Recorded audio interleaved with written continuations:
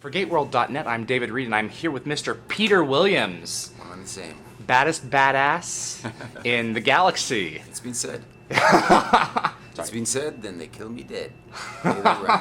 And then resurrect you again and again.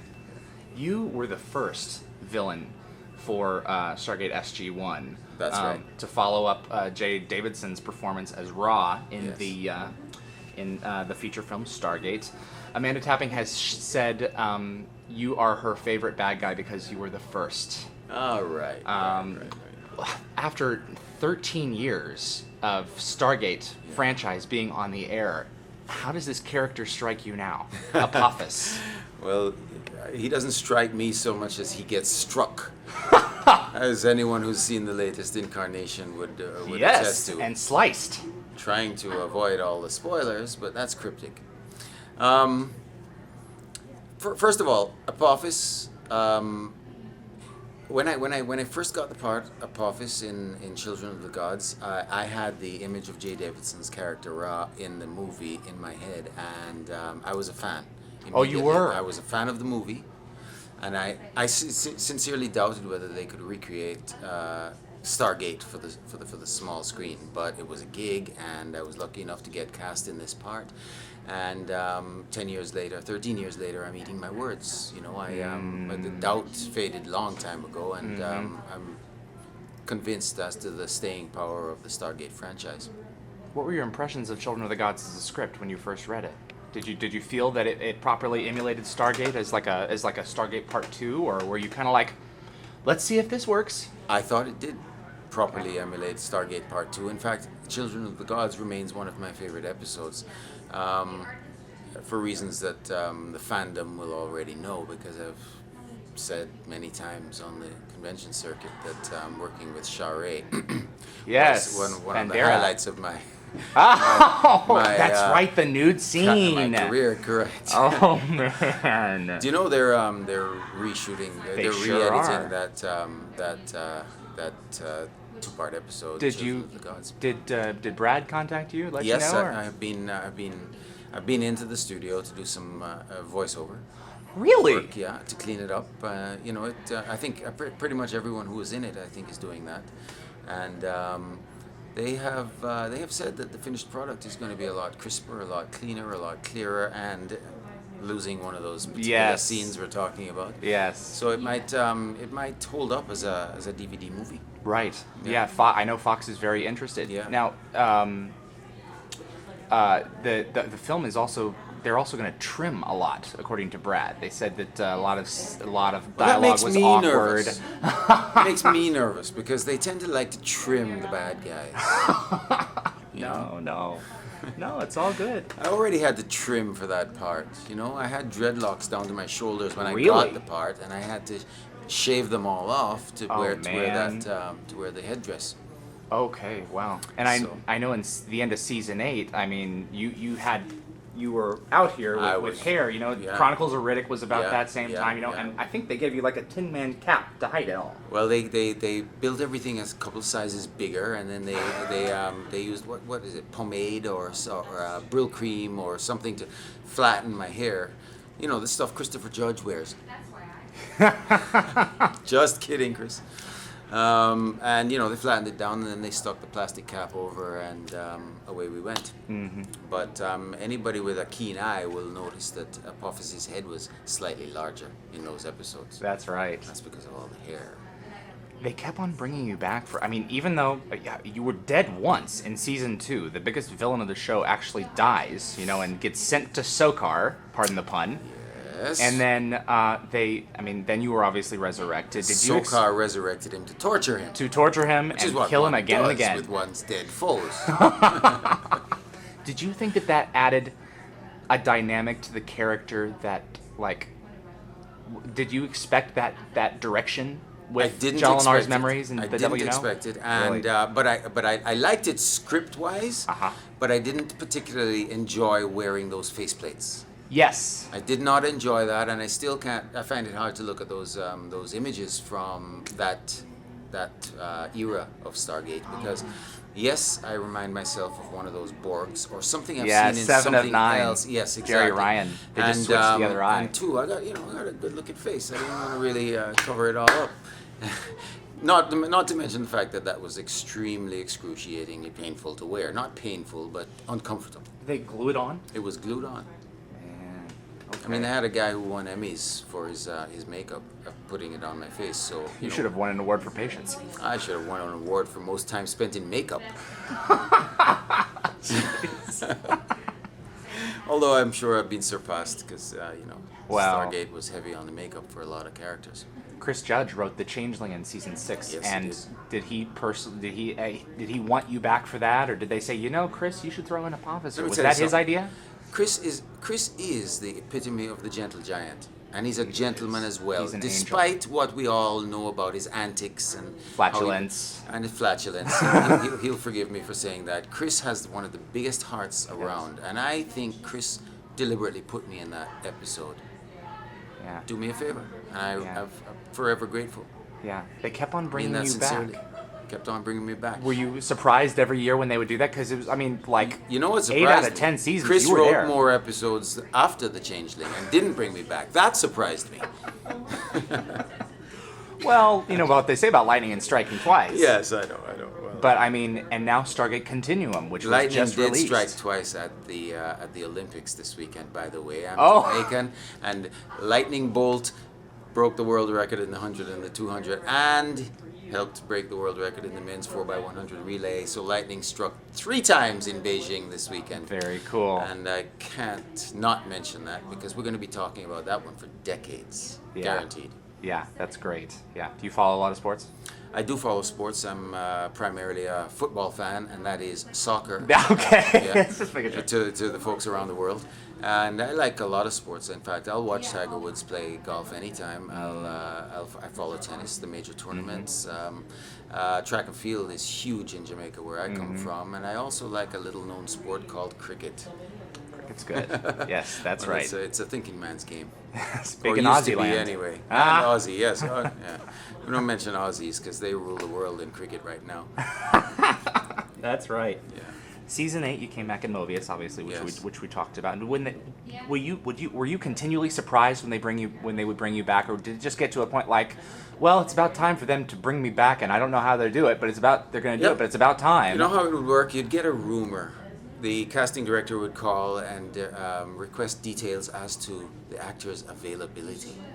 Well, anyone who knows actors, we're always available. Always. Just take it as read. We're always available. So you'd get that rumor. They're inquiring as to your availability. And the minute you hear that, you know something's up. There's a script coming down. And I wasn't so much as surprised as I was elated. Oh, really? Elated. Really? You really loved that character? I love the character, and I love the remuneration and it brings, and it also keeps me going on the convention circuit, which is really good for those stamps in my passport. Right. The only thing that scared me was, are they going to want me to cut off all my hair again? Yeah. And they were good about it. They worked around it, because I was usually doing something else that needed the hair, and right. And yeah, I'm a well-known hair actor. David Palfy, as Anubis, he always said that no hair has worked in his advantage. It has worked in his advantage, and it's a damn good thing, too. Oh, no.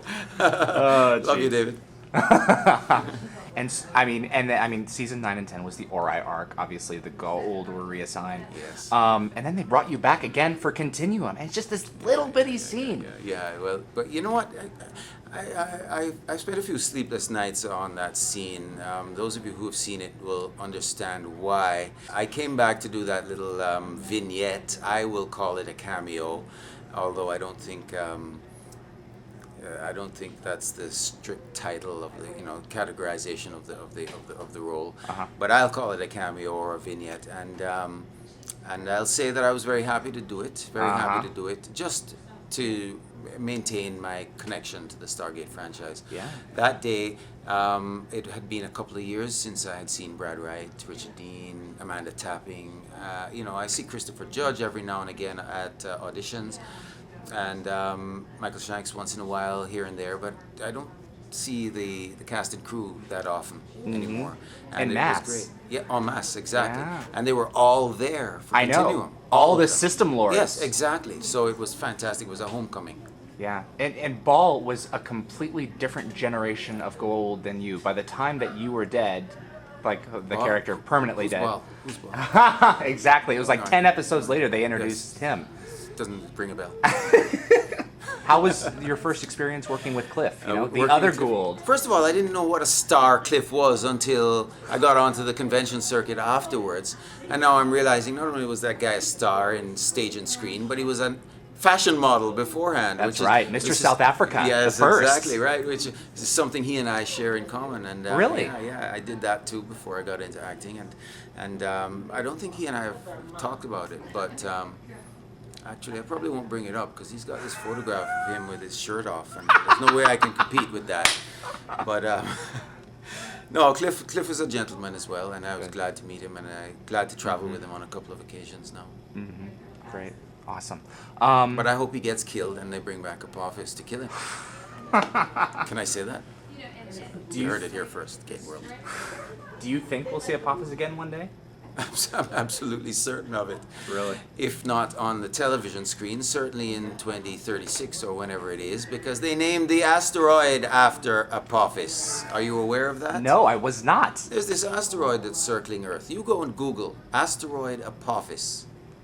The guys who discovered this asteroid are Stargate fans. You're And kidding! they named it after Apophis. That is awesome. It swings by Earth in 2026 or something like that, at which point it's so close that its trajectory is going to be altered by the gravitational pull of the Earth. Oh, it's a bullet Meaning that it may hit on its next pass around Earth, which I think is scheduled for 2039 or something like that. So Apophis could yet conquer this planet. You heard it here, and it's true. Wow. Google it. Asteroid Apophis. That's a news story right there. Apophis It's more than a conquers news Earth. story. It's a movie. Oh, that's fantastic. Wow, that's and they were Stargate fans. They were Stargate fans, and they named it Apophis. Not Anubis, not Baal, but That's right. Apophis. That's right. Sweet. This is not your first GateCon. You've been doing GateCon for several years now. What is it about this particular event that keeps you coming back? I think the main thing about this event is it's in the hometown of Vancouver, so it's close by. It brings people here from all over the world, many of whom I've met in various places around the world. It's fun to do. It's just strictly fun to do. Or do GateCon wherever it was held. What about the fans? How do they react to you? And you know, this role is cherished by many. You know, how do you receive that? It is. I love it. You never find it annoying? I wouldn't say never, but rarely. Absolutely rarely. Rarely. Trust me, science fiction fans have opened my eyes.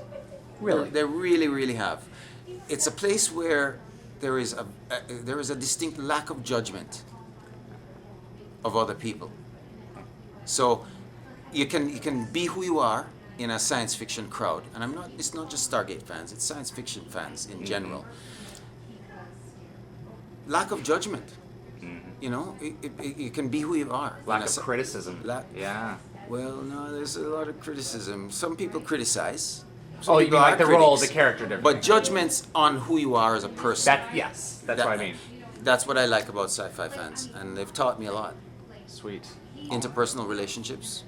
I've become friends with a lot of fans who are they're always impressed for some reason that we talk to them.